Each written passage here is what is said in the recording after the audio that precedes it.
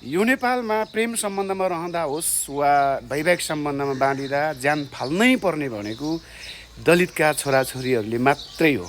भर्खरै सिन्धुलीका श्रीकृष्ण विकको कुरा गरौँ वा केही समय अगाडि सुर्खेतको इनिसिया विकको कुरा गर्छौँ या त केही वर्ष अगाडि पश्चिम रुकुमका युवराज विकको कुरा गर्छौँ।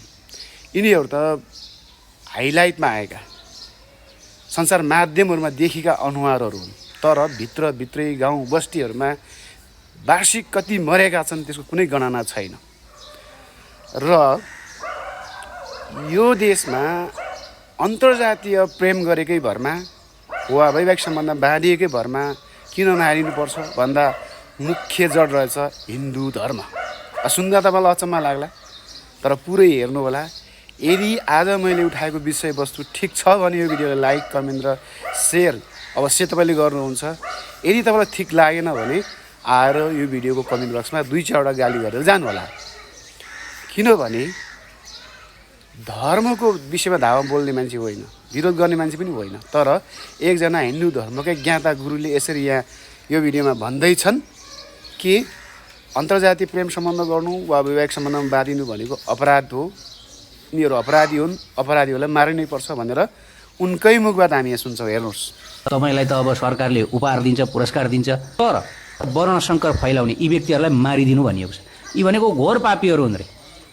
वर्णशङ्कर फैलाउने त्यो व्यक्ति यो समाजको सबैभन्दा पापी व्यक्ति हो रे। यदि कसैले यो काम गरिरहेछ भने राजाले सिधै मारिदिनु भनेको छ यस्तो व्यक्तिहरूलाई। मैले भने महाभारतमा भनिएको छ, राज्ञो वधम, राजाले तुरुन्तै मारिदिनु रे वर्णशङ्कर फैलाउने।